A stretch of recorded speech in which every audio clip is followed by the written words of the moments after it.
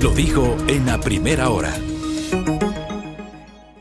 Muy bien, 7:39 en la mañana. Hay un estudio fresquito, que salió ayer, es decir, recién salidito del horno, que desarrolló la empresa Comunicaliza, que es una de las empresas autorizadas por el Consejo Nacional Electoral, para llevar adelante mediciones de intención de voto. Y no solamente se hizo intención de voto en este último trabajo, que lo va a sustentar acá el principal, el gerente de Comunicaliza, Álvaro Marchante, que visita a primera hora. Álvaro, bienvenido, qué gusto, ¿cómo vamos? Como siempre, Fabricio, el gusto es mío de estar aquí con ustedes. Saludos a toda la audiencia y vamos, encantado de compartir estos datos. Primero, empecemos con la ficha técnica, que siempre es importante, por favor. Por supuesto, además es la primera vez que compartimos esta encuesta. Hicimos 4.485 entrevistas entre el 27 y 29 de diciembre, pues en los días de atrás, en 24 provincias a personas mayores de 16 años. El margen de error es más o menos 1,46 y, bueno, como siempre recalcar, ya estamos autorizados por el CNE, de hecho, si no, no podríamos estar aquí. Es una encuesta de virtual, ¿no? Digital. Sí, como siempre, todas nuestras encuestas, sobre todo las que hemos hecho públicas, porque sí trabajamos con otras metodologías, pero para la proyección de escenarios electorales siempre trabajamos con encuestas digitales. Ya, vamos a revisar, póngame por favor la encuesta, vamos a ir revisando algunos elementos que tiene este documento. Vamos, pásale nomás, esa es la portada. Luego de la portada, pues, tenemos ahí la ficha técnica que ya la citó Álvaro, que es aquella, y vamos a hablar de la coyuntura nacional, que es el siguiente gráfico. Sígale pasando, por favor. Vamos a ver el siguiente gráfico, el siguiente, por favor. Ahí, quedémonos ahí. Situación del país y de las familias. Expliquemos este gráfico, por favor. Efectivamente, pero hacemos dos preguntas que son muy similares. Nos gusta abrir siempre la encuesta preguntando esto para también entender el humor de la gente hacia adentro y hacia fuera de casa, ¿no? Cuando preguntamos primero cómo valoras en este momento la situación del país, vemos que el 32,5 la valora de una manera muy buena o buena. Esto es 1,3 puntos más que en la encuesta anterior, que fue 2 semanas atrás. Y por otro lado tenemos la situación de la familia. Aquí lo que vemos es que es una cifra que está subiendo y ahora con la siguiente gráfica podremos entenderlo mejor. Sube casi 4,1 puntos hasta el 58,6, siendo muy buena el 7,8 y 50,8 buena. Cuando vemos el siguiente gráfico, vemos algo más de un año de amplitud, ¿no? En la cual hemos hecho como 20, 25 encuestas. Empezamos en el 3 de diciembre y es curioso porque, claro, aquí veníamos de la declaratoria de la muerte cruzada, veníamos con un nuevo gobierno, veníamos de una situación muy tensa. Para el 3 de diciembre del año anterior. Del año anterior. Ya, para ese 3 de diciembre estaba recién posesionado, tenía 10 días de posesionar al presidente. Y la gente valoraba solo con el 20% de manera positiva la situación del país y más de un 70% de manera negativa. Pero ¿qué ocurre? Ahí no medimos a finales de año, sino a inicio de año. Entonces, en la encuesta que hicimos del 3 al 6 de enero, casi el 50% de la población valoraba la situación del país de una forma positiva. ¿Por qué? Bueno, está el espíritu de... Veníamos de un cambio de gobierno, eso también genera ciertos elementos, pero también hay que entender, las vacaciones navideñas, ese espíritu navideño, también hace que la gente tenga un sentimiento mucho más positivo. Claro, luego vino justo después de la Navidad, de Año Nuevo, la declaratoria de la guerra y obviamente la gente volvió al punto anterior del 20% visión positiva del país. Luego hubo una transición hacia lo positivo, tendentemente hacia la baja, estable también hay que decirlo desde julio del año anterior, y en octubre, noviembre, cuando empiezan los apagones fuertes, severos, claro, la situación del país vuelve a ese punto tan crítico como a inicios finales del año anterior. O sea, lo que vemos en el 70%. Exacto. Volvimos, bueno, realmente estábamos en el punto más crítico, teníamos cerca del 80%, 78% en visión negativa, que es más de lo que hemos tenido nunca. Claro, teníamos apagones de 14, 15, 16 horas, lo cual afectaba muchísimo al día a día de las familias y, por tanto, también a la situación del país, de las empresas, etcétera. O sea, lo que estamos viendo ahí, por ejemplo, es desde septiembre, octubre, que aumenta el sentimiento negativo y que va de la mano con los apagones. O sea, los apagones sí incidieron en el sentimiento negativo de la gente. Muchísimo. Ese valle tan profundo que vemos de 2 meses coincide plenamente con los apagones. A medida que los apagones se hicieron más profundos, llegaron a su pico. Cuando ya pasaron a 8 horas se mantuvo estable. Cuando empezaron a ser de 4 a 6 horas, la situación del país empezó a verse mejor, hasta el punto que ya sin cortes volvemos a un punto más o menos en lo que estábamos. Desde mayo, por así decirlo, hemos tenido ese valle. Pero estamos hablando de más del 60% actualmente ahora en diciembre. Sí, estamos exactamente en 64,9, 65% para redondear. Ahora, si nos vamos a las familias, vemos que se ha Esa es la mantenido situación personal de la familia, situación ¿no? personal de las familias. Entonces vemos que si trazamos una línea recta, más o menos estaría en torno al 52, 54%, pero también ha habido elementos que cabe destacar. Primero, antes de declarar la guerra, cuando estábamos todavía saliendo del año nuevo anterior, de la encuesta del 6 de enero del año anterior, vemos cómo llegamos hasta el 62% de personas que decían que su situación familiar era muy buena o buena. Estalla la guerra, tuvimos un toque de queda fuerte y severo, además del entorno de decir estamos en guerra, en el cual la situación de las familias fue crítica, llegando a un punto cercano al 30%. Nunca hemos tenido una cifra tan baja en este sentido. Claro, acaba el toque de queda, vuelve a su punto más o menos estándar, pero con los apagones volvemos a ver que de ese 52% bajamos hasta un 44-45%. Acaban los apagones y volvemos a tener uno de los picos más altos. ¿Por qué? Pues estamos entrando en la Navidad, vacaciones, Año Nuevo, todo ese espíritu de alguna manera navideño que la gente hace que se distraiga o se separe de la política coyuntura nacional y esté en su familia. Ahora bien, pasando al siguiente gráfico, la inseguridad sigue siendo el principal problema que perciben en este caso los ciudadanos como parte de la problemática del país. Desde mayo del año 2022, la inseguridad es el principal problema del país. Nunca dejó de serlo, ha tenido picos más altos, picos más bajos, ha estado cerca de pasar a ser el segundo problema, pero siempre ha sido el primer problema. Hablamos de problema absoluto, porque cuando hacemos la suma de problemas económicos, como puede ser la falta de empleo, la situación económica del país, etcétera, ahí sí vemos que suma más. Ahora mismo, por ejemplo, los problemas económicos agregados suman 37 puntos por los 33 prácticamente que tiene la inseguridad. Pero como problema aislado, no como agregado de otros problemas, inseguridad está en 32,6, falta de empleo en 19,3, situación económica del país 12,2, corrupción política 9,1. Voy a seguir un poco solo para que veáis dónde está cortes y apagones. Pobreza en 6,8, pagar deudas 5,5 y cortes de energía recién está en el séptimo lugar, sí, he contado bien, 2, 4, 6, sí, 7, con el 4,1. Pero si vemos el siguiente gráfico, vemos cómo fue la trayectoria de este problema. Pongamos el siguiente, por favor, para ver la evolución justamente de estas... ¿Cómo se llaman esto? ¿Líneas o cómo dicen ustedes? Tendencia. Tendencia de los problemas. A ver, expliquemos esa. O timeline, como te guste más. Ok. Mira, bueno, aquí como vemos, desde mayo del 2022, inseguridad es el principal problema. Pero si nos vamos a enero de este año, y lo puse en enero porque tuvimos cortes en el final del gobierno anterior, entonces lo empezamos a añadir y claro, veíamos que cortes de energía a inicio de este año no le preocupaba prácticamente a nadie. Lo hemos puesto solo porque a medida que iban dándose los apagones de este año, como los de abril, donde llegó hasta el 7%, los de septiembre, donde apenas llegó al 5%, pero a finales de septiembre, inicios de octubre, cuando ya teníamos cortes de 12, 14, 16 horas, en algunos lugares desgraciadamente más, sectores industriales 24 horas, llegamos a un pico en el 13 de noviembre en el que superó el 23%. Es el último, el que está allá abajo. Sí, la línea azul más exacto, la que está bien abajo, y luego se ve que justamente desde septiembre empieza a subir, hasta mediados de noviembre, ¿no? 19 de noviembre que tiene el pico más alto. Efectivamente. Ese es evidente, ¿no? Es evidente. La gente obviamente no se preocupaba de la inseguridad. No. Bueno, había todavía preocupación de inseguridad, pero la gente se preocupaba de que no tenía energía en casa. En ese momento hicimos encuestas también con los límites. Nuestras encuestas son digitales. Había, con 14, 16 horas, teníamos incapacidad total de hacer encuestas. De hecho, algunas personas nos decían, ¿por qué no sacáis? Y era porque no puedo hacerlas. Necesito energía. Aún así pudimos hacer algunas encuestas, no con la frecuencia que nos había gustado, pero claro, llegamos al 13 de noviembre en un momento en el que parecía que cortes de energía y apagones podía superar a la inseguridad. Bueno, se quedó cerca y luego hay dos etapas. La primera etapa es cuando los cortes de energía pasan de 16 horas hasta 4, en la cual hay un desplome de 11 puntos de gente que deja de preocuparse por los apagones porque 4 horas de alguna manera ya no afectaba tanto y hay un efecto rebote, inseguridad sube 9 puntos.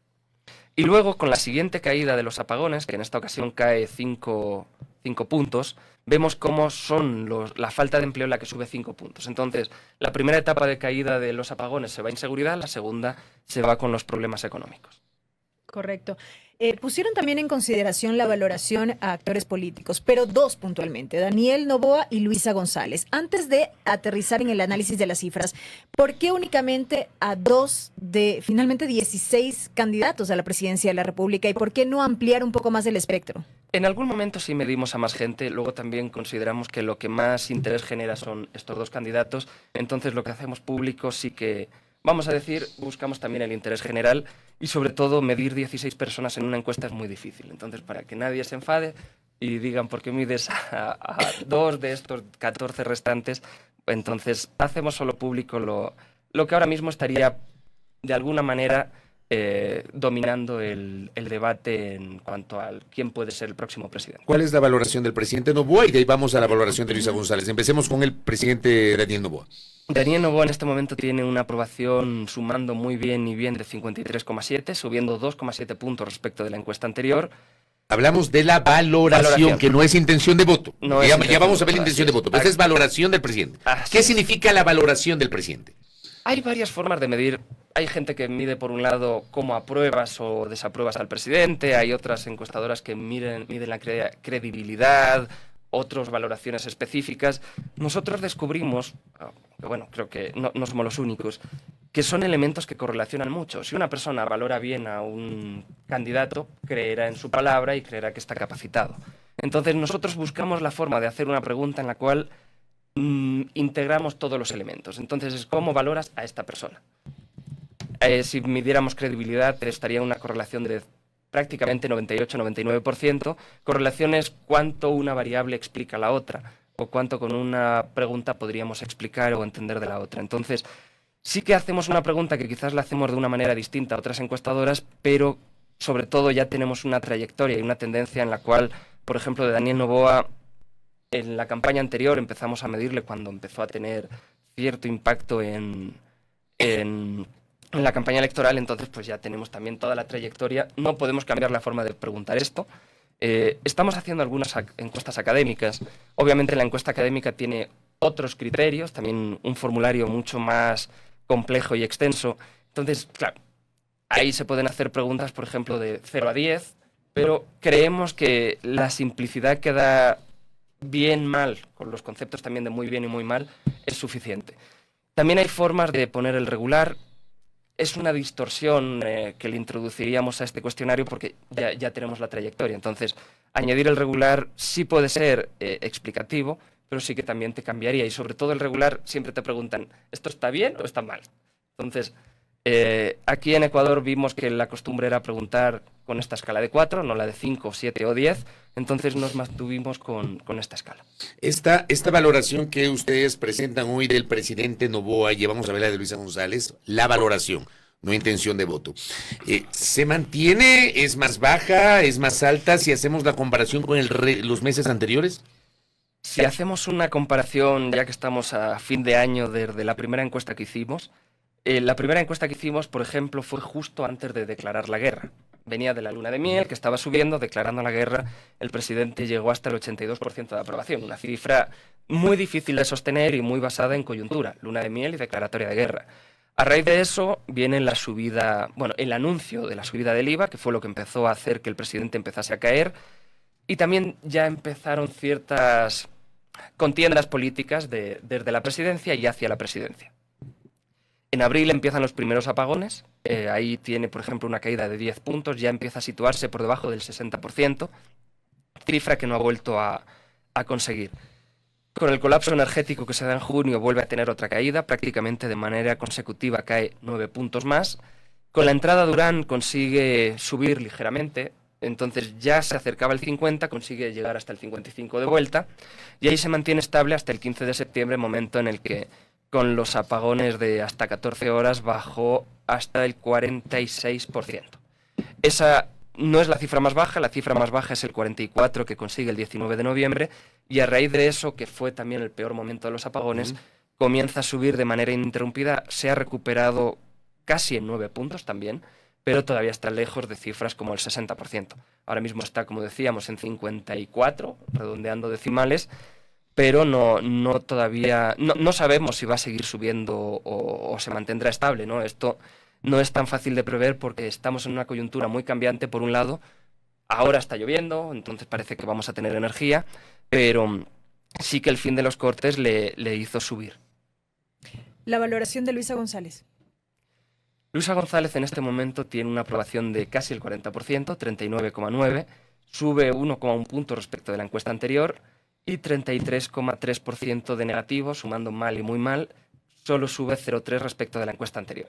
Luisa González se ha mantenido muy estable durante todo el tiempo que hemos ido evaluándola, entre el 35 y el 40% de aprobación. Correcto. Vamos ahora a intención de voto. Venga. Entendiendo justamente estos dos actores, mostremos el gráfico de intención de voto de los candidatos a la presidencia de la República en este último trabajo de Comunicaliza que lo presentaron ayer 30 de diciembre. Póngale, por favor. Leamos este gráfico de intención de voto para la presidencia, por favor, Álvaro. Aquí la pregunta va: si las elecciones fueran hoy, ¿por qué candidato votarías? ¿Candidato o candidata? En primer lugar tenemos a Daniel Noboa, estable en 32,9%, sube 0,3 puntos respecto de la encuesta anterior. En segundo lugar, Luisa González, 29,3%, solo cae 0,6 décimas, es decir, está estable. En tercer lugar, Leonidas Issa, 2,5, creciendo 3 décimas. Cuarto lugar, Carlos Rabascal, subiendo 1 décima con el 1,1. Jimmy Jairala, 1,1. Y bueno, ya entramos en todos los demás candidatos que están entre 1 y 0,2. En blancos y nulos tenemos 0,9%, cayendo 1,5 puntos. Misma cifra que sube la indecisión, que está en 17,8. Este es el panorama. Tenemos dos candidatos que suman más del 60% de voto válido, más del 80%, voto directo, más del 80% en voto válido. Este gráfico que digamos se ha presentado no muestra mayor variación en las dos primeras ubicaciones. De hecho, en ninguna. Si tenemos un margen de error de 1,46, solo hay dos movimientos que son ligeramente superiores al margen de error. Está muy estable. Y de hecho, si vemos el siguiente gráfico, hemos puesto líneas rectas, porque, a ver si lo pueden poner, desde mayo, el 12 de mayo de este año, que ya están más o menos todos los candidatos, los nombres más importantes ya estaban, vemos, por ejemplo, que el presidente, si trazamos la línea recta al margen del valle que produce, socavón también lo podemos llamar, que produce los apagones, después de los apagones ha vuelto al mismo lugar. Luisa González, si tendemos una línea recta entre agosto y octubre, casi noviembre, vemos que también es una línea recta, solo alterada por la salida de Jan Topic, que hace que Luisa González suba 4 puntos, Daniel Noboa subió 2,5, pero a raíz de eso Luisa González también es una línea recta, ligeramente a la baja, pero vamos a decir dentro del margen de error. ¿Cómo está la tendencia en cuanto a intención de voto para asambleístas? Para asambleístas tenemos una situación muy estable pero invertida. Aquí tenemos a la Revolución Ciudadana en primer lugar con 23,4 puntos a nivel nacional y a ADN con 21,5 puntos a nivel nacional. Eso también se explica, digamos, o es un arrastre de la intención de voto presidencial. Efectivamente, esto es sobre todo explicado por el arrastre. No estamos preguntando con nombres, estamos preguntando solo con listas. Organizaciones políticas. Sabemos que hay algunas de estas listas no tienen candidato a nivel nacional porque fueron impugnadas, pero aún así nos da también a entender cómo podrían quedar organizadas las listas provinciales, porque bueno, luego hicimos algunos cruces con provincias y distritos para ver cómo podría quedar. Y lo que vemos es que entre los dos primeros, al haber tanta distancia con los tercero, cuarto, quinto, etcétera, es muy difícil para los demás conseguir meter algunos escaños. Solo en algunos distritos de Guayas, en Los Ríos, hay un candidato que podría estar peleando también entrar, pero sí vemos que va a ser una asamblea que podría estar muy dominada por los dos primeros partidos, dada la distancia que hay, porque al final el distrito más grande son 6 asambleístas, pero claro, cuando dividimos entre 7 el de la Revolución Ciudadana, al final termina siendo en casi todos los escenarios superior a lo que sacaría el tercero en el divisor 1. ¿Por qué esta encuesta? Vamos al siguiente gráfico. Establece una escala de correísmo, es decir, ¿por qué hacer esto? ¿Por qué una escala del correísmo y no del novoísmo y no del asismo y no del morenismo? ¿Por qué una escala del correísmo? ¿Cuál es la explicación de eso? Bueno, sobre todo porque la llevamos midiendo 1 año y medio y porque seguimos pensando que es el eje que vertebra todavía prácticamente todos los elementos. Si cruzamos intención de voto por escala de correísmo, más correísmo a menos correísmo, vemos que son X que se cruzan en el centro. En un lado está Daniel Noboa, en el otro está Luisa González. Pero si ponemos cualquier valoración de contexto político, también se explica todavía por esta variable. Hemos hecho pruebas en una encuesta no muy lejana en el tiempo, en la cual no poníamos de más correísta a menos correísta, sino que poníamos una escala de correísmo a novoísmo. Salía algo muy similar, pero seguimos pensando que es más explicativa la escala de correísmo. Entonces, si vemos cómo se compone la sociedad en este eje, vemos que el 28,1% de la población se considera correísta y son muy estables, solo varía una décima. El 34,2% ni correísta ni anticorreísta, variando un poco más de un punto. 23,6% anticorreísta, solo varía 0,3 puntos. Y la gente que no sabe clasificarse en esta escala, que es el 14%. Entonces, tenemos tanta población que sabe lo que significa correísmo y lo que significa anticorreísmo, que todavía la usamos. El concepto novoísmo, que también empieza a usarse, de hecho todavía ya se convierte en un elemento que causa polaridad, todavía no es tan conocido por la sociedad y todavía la gente no sabe clasificarse tanto en ese eje. Y la última, vamos al último gráfico, que es sobre la expectativa de los apagones.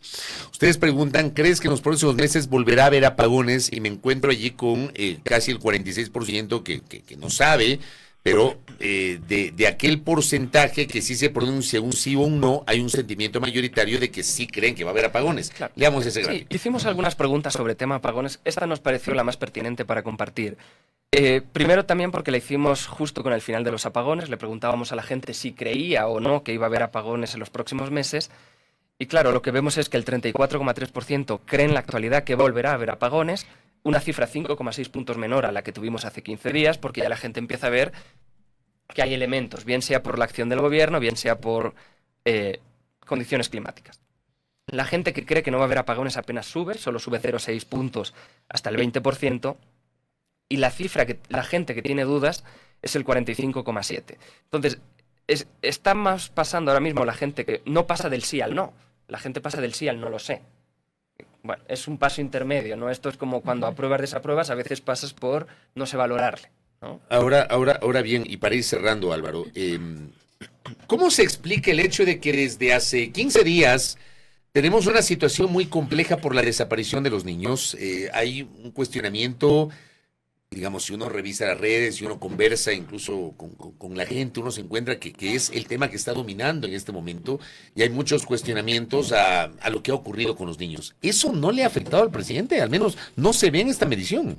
Quizás si hubiéramos hecho una medición días antes de Navidad podríamos haberlo visto. Desgraciadamente no pudimos hacer una encuesta en esos días, lo hicimos después. ¿Por qué hablo de esos días? Porque hay una especie de apagón informativo en la sociedad. La gente en vacaciones se informa mucho menos. Esto está demostrado de muchas formas académicas. Pero hicimos algunas preguntas en este sentido.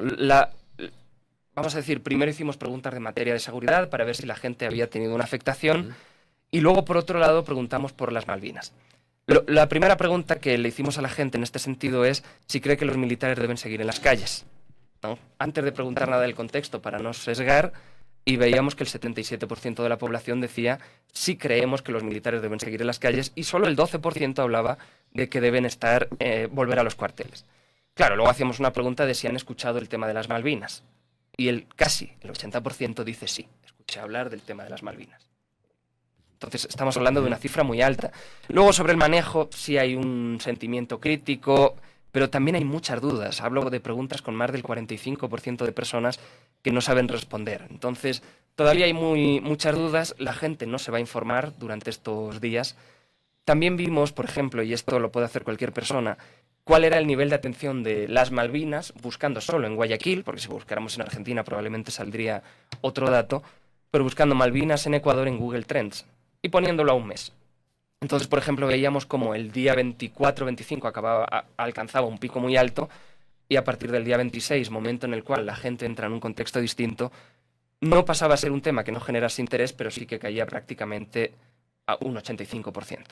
Entonces, luego hay otro elemento más, es cuánto tiempo puede ser noticia. Estamos en un medio de comunicación, sabéis que también los temas tienen caducidad si no hay actualizaciones constantes.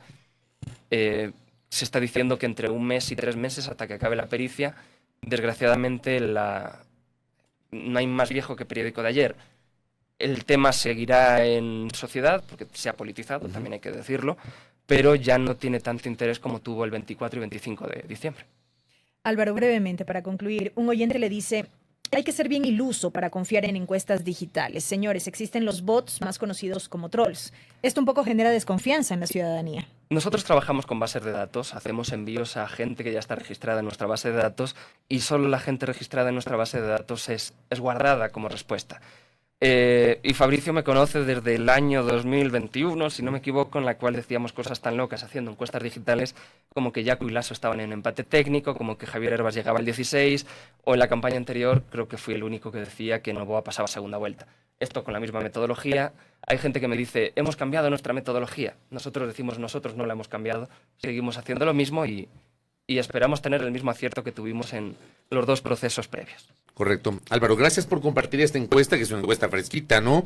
Que la ha presentado aquí en nuestro espacio. Y bueno, veamos qué nos depara el 2025. Buen año, Álvaro, muy gentil. Buen año, gracias a vosotros. Gracias a Álvaro Marchante de la empresa Comunicaliza, que ha presentado aquí en vivo, en la primera hora, los resultados de la última encuesta, el último trabajo de campo de la empresa Comunicaliza. Por supuesto, como siempre le digo a la audiencia, las encuestas son fotografías del momento. Las encuestas pueden variar de aquí a la siguiente semana. Las encuestas van de la mano con las coyunturas. Las encuestas incluso varían sobre el tamaño de la muestra, el componente demográfico, el componente geográfico, etcétera. Hay que tomar en cuenta esto como una herramienta. Siempre planteo yo eso a la audiencia. Pero además destacar que Comunicaliza es una de las empresas que está autorizada por el Consejo Nacional Electoral para presentar este tipo de trabajos de campo. Primera plana. Todas las noticias, todas las voces.